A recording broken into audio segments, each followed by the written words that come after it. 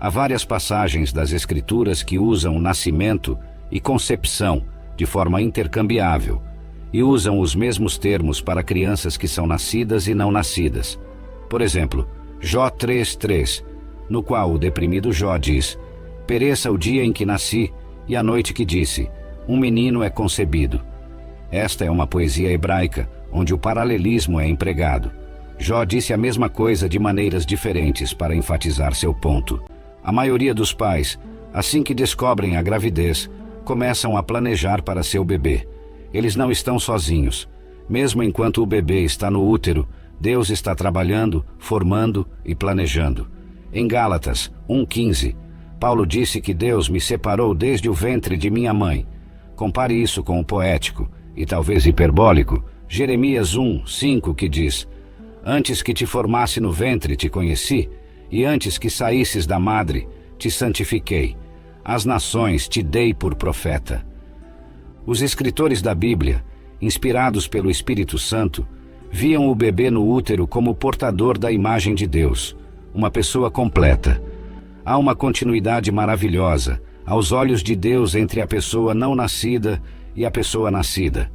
Não há nada de científico sobre o canal do parto que nos permita reter a condição de pessoa até que ele seja atravessado. Em vez disso, quando Deus quer uma pessoa na Terra, ele começa seus planos com antecedência e começa a criar um ser humano, uma pessoa individual, na concepção. Concedido, os escritores da Bíblia não tinham acesso a microscópios e um conhecimento funcional de embriologia. No entanto, eles sabiam que o não nascido é um objeto da obra intrincada de Deus dentro do útero da mãe.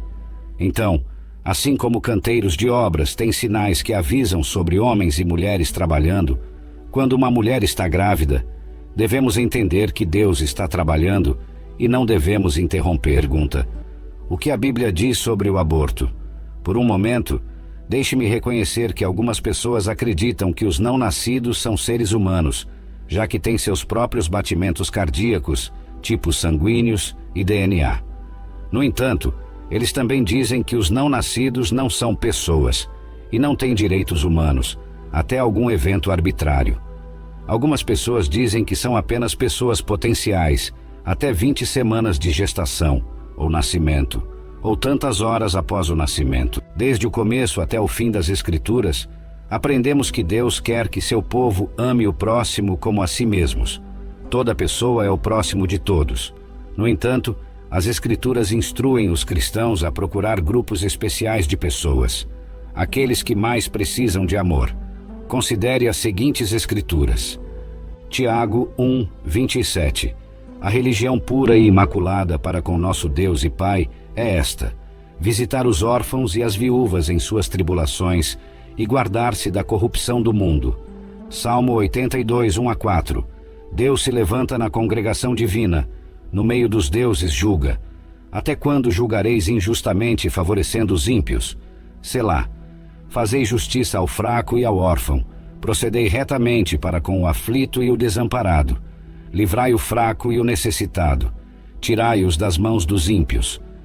Em Jeremias 7:5-7, Deus disse ao povo de Judá: pois, se deveras emendardes os vossos caminhos e as vossas ações, se deveras praticardes a justiça cada um com o seu próximo, se não oprimirdes o estrangeiro, o órfão e a viúva, nem derramardes sangue inocente neste lugar, nem andardes após outros deuses para vosso próprio mal, então eu vos farei habitar neste lugar, na terra que dei a vossos pais, desde os tempos antigos e para sempre. Enquanto Deus renovava a terra após o dilúvio global, ele disse a Noé em Gênesis 9:6: quem derramar sangue de homem, pelo homem terá o seu sangue derramado, porque a imagem de Deus fez ele o homem, isto é, a humanidade. Tomar a vida humana não é uma decisão nossa. Os humanos são feitos à imagem de Deus, e seu tempo na terra é determinado por ele. E como o aborto é a matança intencional e premeditada de um ser humano inocente, o aborto é assassinato. O que a Bíblia diz sobre o aborto? Romanos 13:8-10. A ninguém devais coisa alguma, a não ser o amor com que vos ameis uns aos outros, porque quem ama ao próximo cumpriu a lei. Com efeito, não adulterarás, não matarás, não furtarás, não cobiçarás. E se há algum outro mandamento, tudo nesta palavra se resume: amarás ao teu próximo como a ti mesmo. O amor não faz mal ao próximo, de modo que o amor é o cumprimento da lei. Quando o aborto é aceitável, quando bons argumentos são feitos para preservar a vida, o próximo passo é levar a conversa para o reino do mas e se. Por exemplo, mas e se uma menina jovem for estuprada? Você a obrigaria a carregar o filho de um estuprador por 9 meses e a condenaria a criar essa criança pelo resto da vida? Mas e se uma criança for concebida em uma relação incestuosa? Mas e se a vida de uma mulher estiver em risco? Você a forçaria a escolher a vida de um não nascido em detrimento da sua própria? E se ela já tiver filhos para criar, você os faria perder uma mãe? Finalmente, e se uma mãe não estiver em condições de cuidar de um filho, você forçaria essa criança a ser criada na pobreza, essencialmente roubando recursos de quem já está lutando para sobreviver? São situações reais que meninas e mulheres enfrentaram e estão atualmente atormentadas. Dito isso, elas ainda precisam ser abordadas. Primeiro, vamos lembrar que essas perguntas são feitas depois de já termos deduzido que a vida humana começa no útero. Portanto, o aborto é o assassinato de um ser humano inocente. Por mais emocionais que sejam essas situações, mas e se? Espero que respondamos com profunda emoção ao fato de que as pessoas tentam justificar o assassinato de crianças por causa do crime de um estuprador, ou porque a criança seria pobre. Devemos punir uma criança por causa do crime de seu pai? Vozes populares hoje dizem que sim, mas note o que Deus disse através de Ezequiel. Ezequiel 18, 2-4. O que quereis dizer com este provérbio, que vós dizeis na terra de Israel, dizendo: os pais comeram uvas verdes, e os dentes dos filhos se embotaram? Tão certo como eu vivo, diz o Senhor Deus, não direis mais este provérbio em Israel. Eis que todas as almas são minhas. A alma do pai, assim como a alma do filho, é minha. A alma que pecar, essa morrerá. A nação de Israel estava em cativeiro, porque foram destruídos como nação, e as crianças nascidas em cativeiro foram instruídas a aceitar ser parte da punição coletiva pelos pecados de seus pais. Eles até compuseram um provérbio sobre isso. Os pais comeram uvas verdes, e os dentes dos filhos se embotaram. Seus líderes pecaram, e as multidões seguiram seu pecado. Mas enquanto estavam em cativeiro, Deus lhes deu esta linda mensagem de esperança, essencialmente dizendo: embora estejam enfrentando as consequências dos pecados da geração anterior, e embora as pessoas ao seu redor ainda possam escolher caminhos perversos, se escolherem o que é certo, não serão punidos pela maldade dos outros. Ele continua: a alma que pecar, essa morrerá. O filho não levará a iniquidade do pai, nem o pai levará a iniquidade do filho. A justiça do justo ficará sobre ele, e a impiedade do ímpio ficará sobre ele. Ezequiel 18, 20. Deus estava dando aos israelitas que nasceram em cativeiro, por causa dos pecados de seus pais, a chance de se libertarem da vergonha, culpa e punição coletiva. Existem muitas histórias verdadeiras de jovens que escolheram a vida para seus filhos concebidos em estupro. Nessas situações, não devemos ver as crianças como filhos de estupradores, mas filhos de vítimas de estupro que superaram tal tratamento horrível. Eles foram aqueles que escolheram fazer o que é certo e, portanto, serem vitoriosos, mesmo diante de circunstâncias trágicas. Antes de justificar o aborto por causa do estupro, peço-lhe que ouça as histórias daqueles que perseveraram durante a gravidez e aprenda com suas experiências. Se tivessem a opção, voltariam no tempo e abortariam seus filhos? Algumas das maiores pessoas da história são aquelas que perseveraram diante de notícias terríveis ou situações horríveis. O estupro é mau. Os estupradores devem ser punidos, como confirmam as Escrituras.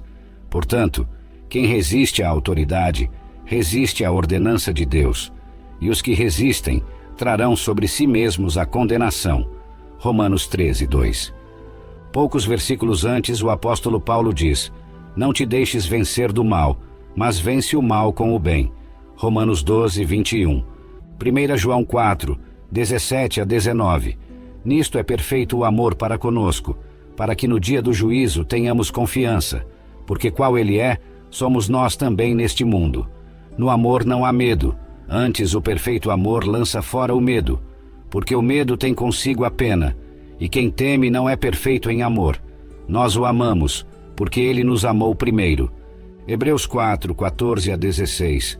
Tendo, pois, um grande sumo sacerdote, Jesus, Filho de Deus que penetrou nos céus, retenhamos firmemente a nossa confissão, porque não temos um sumo sacerdote que não possa compadecer-se das nossas fraquezas, porém, um que, como nós, em tudo foi tentado, mas sem pecado. Cheguemo-nos, pois, com confiança ao trono da graça, para que possamos alcançar misericórdia e achar graça, a fim de sermos ajudados em tempo oportuno. 1 Pedro 5, 6 a 9. Humilhai-vos, pois, debaixo da potente mão de Deus, para que a seu tempo vos exalte, lançando sobre ele toda a vossa ansiedade, porque ele tem cuidado de vós.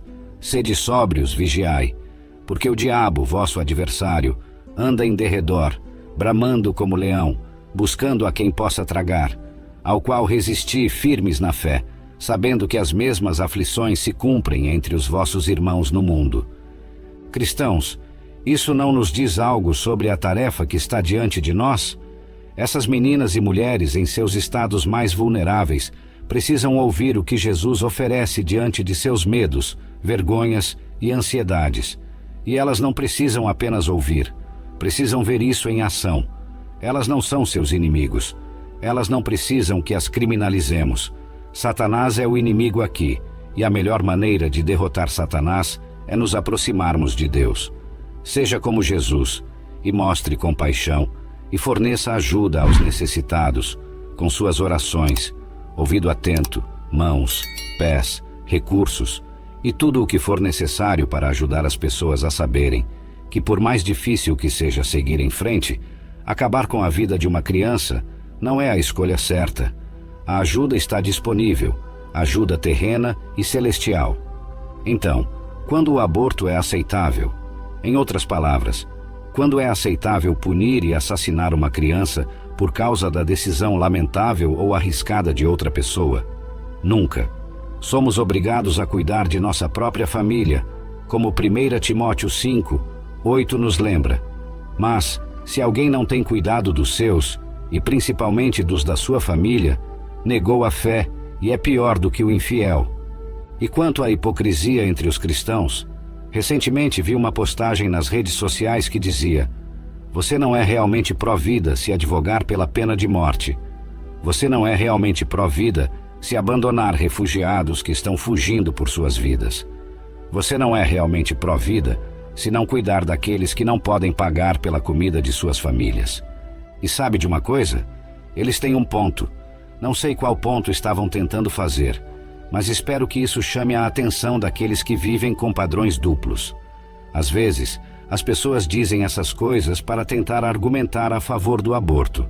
Quando discordamos de alguém e vemos uma área de fraqueza ou hipocrisia em nosso oponente, frequentemente saltamos sobre isso para desviar da conversa verdadeira. Mas isso é uma falácia lógica. Claro, as pessoas devem agir de acordo com suas crenças, mas quando não o fazem, isso não significa automaticamente que suas crenças são falsas. Outra coisa que ouvi as pessoas dizerem é: se você realmente é contra o aborto, então deveria adotar o máximo de crianças que puder. Esta é a mesma falácia lógica de antes. Pode ser consistente para aqueles que defendem a vida dos não-nascidos adotarem. O aborto é objetivamente errado e não está sujeito à religião. A Bíblia ensina que roubo, estupro e assassinato são errados? Sim. No entanto, abster-se de roubar não é um rito religioso. Abster-se de assassinar não está relacionado à purificação cerimonial. Essas coisas são objetivamente erradas, mesmo para a pessoa não religiosa. Comparar o aborto com oração ou batismo não é a comparação correta. Este vídeo aborda a questão: o que a Bíblia diz sobre o aborto? No entanto, este vídeo poderia muito bem